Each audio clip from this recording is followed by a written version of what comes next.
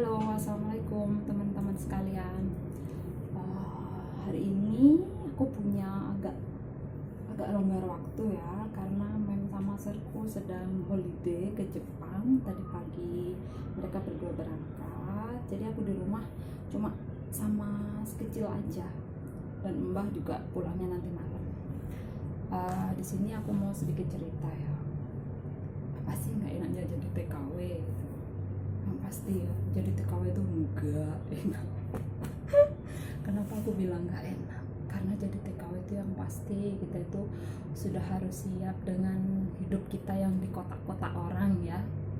Bangun harus jam sekian, kita harus ngerjain ini itu dalam aturan orang, nggak kayak kita kalau di rumah gitu ya. Banyak dah di sini sudah aku siapkan materinya ya. Makanya untuk teman-teman yang ada di rumah, yang mungkin ada keinginan, aku mau jadi TKW dah. Karena mereka tuh pikirannya cuma satu, seperti aku dulu mikirnya, enak ya jadi TKW, cuma 2 tahun pakai tidur bangun gitu, tiba-tiba udah pulang dan bawa uang banyak. Ya Allah, semua pasti punya impian kayak gitu. Sama aku pun seperti itu dulu. Tapi ya, namanya perjuangan tuh nggak ada yang mudah teman-teman. Di sini kita tuh benar-benar harus nyiapin mental. Sebelum kita berangkat, itu kita memang harus siap mental. Kita harus menyiapkan hidup kita ya, semuanya dari melek mata sampai merem lagi. Itu maksudku dari bangun sampai kita itu tidur lagi, kita harus siap diatur orang. Siap nggak untuk seperti itu? Aku pun sejujurnya belajar itu setelah aku ada di sini. Dan yang kedua itu,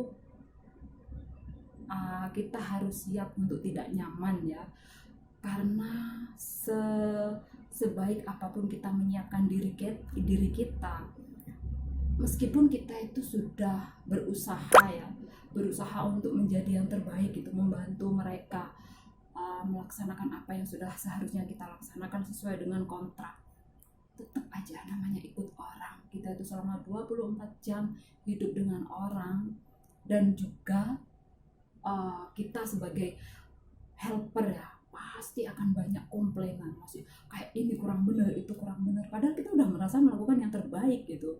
Jadi di situ kadang nggak nyamannya tuh di situ, nggak enak urip diatur wong, nggak enak. Yang paling enak itu menurutku yo, setelah aku nyampe di sini tuh aku merasa ya Allah, ternyata ada di rumah gitu ya, pagi pakai daster, kita masak, habis masak nonton TV sambil sarapan, lihat berita selebritis di rumah ya, udah nganterin anak-anak sekolah, suami udah pulang kerja. Masya Allah, itu ternyata enak banget. Aku tuh selama di Singapura itu teman-teman, yang aku impiin itu cuma seperti itu gitu loh. Ya tapi udah, ya namanya perjuangan, nggak ada yang mudah. Kita di sini harus siap dengan itu semua. Kita harus siap dimarahi, kita harus siap untuk disalahkan, meskipun kadang kita itu nggak merasa salah gitu. Ya namanya juga kita manusia ya, pasti kita tuh imun kita kadang up and down. Kadang kita oke lah, kamu marah aja gitu, yang penting aku udah kerja. Tapi kadang kita tuh ada pikiran nelongso, ya Allah, kesini jadi salah no. Terus ada lagi satu masalah di sini tuh, apalagi terutama ya kayak aku gini ikut majikan Cina. Orang Cina itu cara mereka masak, cara mereka konsumsi makanan nggak sama seperti kita orang Indonesia. Ya jadi beruntunglah teman-teman yang dapat majikan Melayu ya. Orang-orang Melayu kan masakannya sama seperti orang Indonesia. Ada kuah, ada santan, ada sambal, ada kerupuk, samalah makannya. Kalau aku di sini enggak teman-teman, aku tuh makan tuh ya, orang Cina itu paling enggak bisa masak pakai minyak banyak. Dan kebetulan lagi teman-teman ya, ahmaku ini orang Buddha yang dia itu nggak bisa makan yang berbau daging, hal yang bernyawa gitu ya, kecuali telur itu mentok sudah untuk ahmaku. Jangankan makanan, sedangkan untuk kalau kayak kita di Indonesia masako itu ya, masako itu yang benar-benar rasa jamur gitu, perisai jamur. Jadi nggak boleh, memang dari agamanya dia tuh kayak masako, ibaratnya masako ada rasa sapi, ada rasa ayam, itu no, tidak bisa, dia tidak. Jadi dia tuh memang nggak pernah makan seperti itu.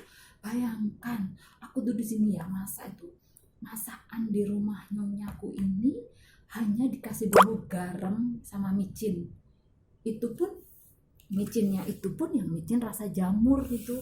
Bisa dibayangkan kayak apa aku. Ya Allah, dan makanan yang paling nikmat aku selama di sini itu apa gitu? Hanya telur goreng yang tak kasih bawang merah, bawang bombay ya. Dan mereka juga nggak pakai bawang-bawangan untuk memasak masakan. Jadi aku bisa bilang beruntunglah kalian teman-teman yang punya majikan Melayu ya. Jadi kalian tetap nggak masalah makanan tuh nggak ngena banget gitu loh ke mental kita. Tapi kembali lagi, memang tidak ada yang mudah. Namanya perjuangan tuh nggak ada yang mudah teman-teman. Jadi kita harus siap dengan itu semua. Kita menyiapkan mental dan pikiran kita, hati kita untuk memang menerima itu. Jadi udahlah, jalan aja gitu. Dan jangan juga ngebandingin job-job kita dengan job teman-teman yang lain. Itu akan bikin kita itu kayak kok gini yo, majikanku lo nggak enak. Jangan seperti itu. Kita punya rezeki sendiri-sendiri.